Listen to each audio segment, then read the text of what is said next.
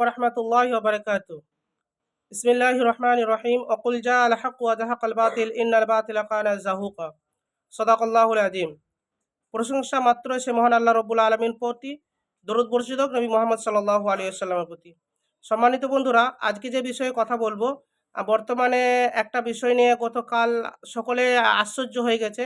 যেটা গত রাজ্য সরকার আমাদের ওয়াকফ বিল সম্পর্কিত আলোচনা করেছে বা বলেছেন যে নবান্ন থেকে একটা ঘোষণা করেছেন যে ৫ তারিখের মধ্যে উম্মিদ পোর্টালের মাধ্যমে সমস্ত ওয়াকফ সম্পত্তিকে নথিভুক্ত করার জন্য একটা ঘোষণা করেছেন।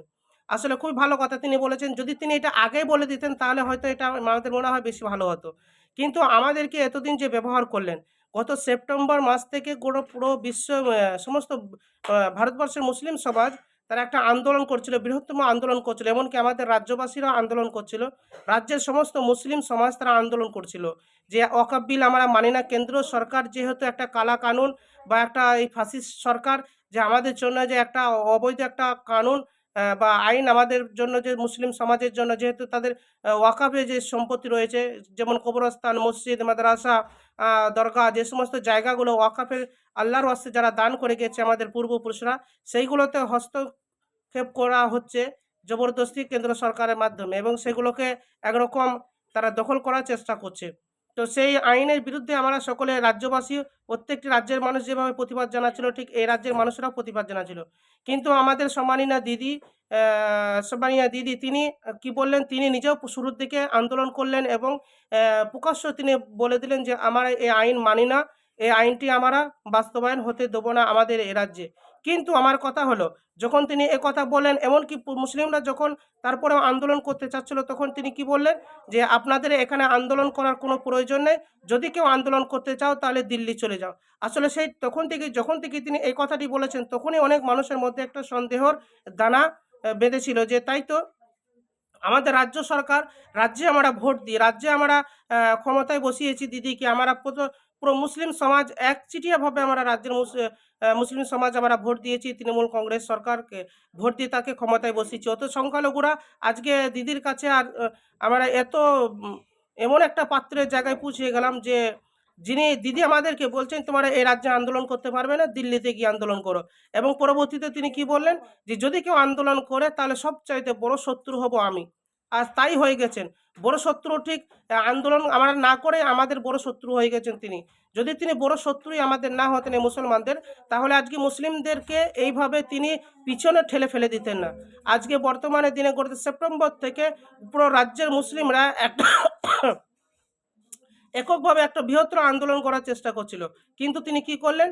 তিনি পরবর্তীতে নবান্ন থেকে তিনি এক ঘোষণা করে দিলেন যে সমস্ত উম্মিদ পোর্টালে তোমরা মারফতে ওয়াকফ বিলের যে আইন তিনি মেনে নিলেন, এবং মানার পরে তিনি সমস্ত মুসলিম সমাজকে তিনি কি বললেন যে ৫ই ডিসেম্বর অর্থাৎ ৫ তারিখের মধ্যে তোমরা তোমাদের সম্পত্তির উম্মিদ পোর্টাল যে আইনটা তৈরি করা হয়েছে সে আইনে নথিভুক্ত তোমরা করে দাও। আসলে তাহলে এত ঢং করার বা এত অভিনয় করার কি প্রয়োজন ছিল দিদির কাছে আমাদের প্রশ্ন। এত অভিনয় মুসলিম সমাজকে নিয়ে খেলা, মুসলিম সমাজের ভোট ব্যাংককে নিয়ে এত খেলা করার কি প্রয়োজন ছিল?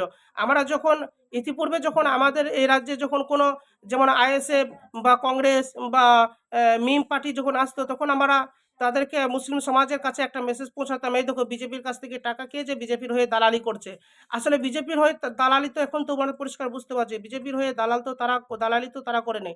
বিজেপি হয়ে দালালি তো আপনি করছেন দিদি মহাশয়, মাননীয়া দিদি, আপনি দালালি করছেন, এবং আপনি যে দালালি করছেন সেটা প্রকাশ্য বুঝতে পারছি। কারণ কি?